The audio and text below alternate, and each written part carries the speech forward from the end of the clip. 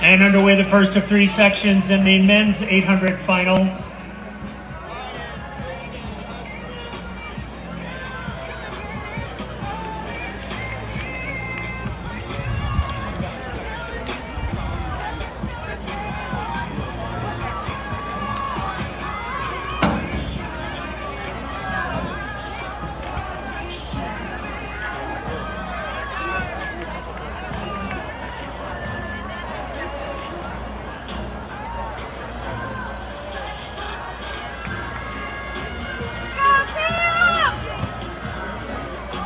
Some of the top 800 runners in the Summit League in this field.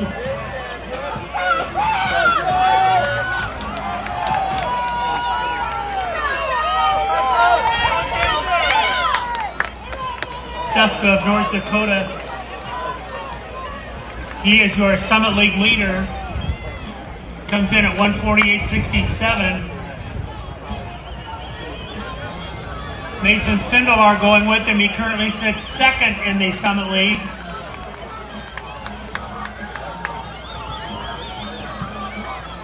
With 200 meters to go, it's the number 1 and number 2 ranked runners in the Summit League.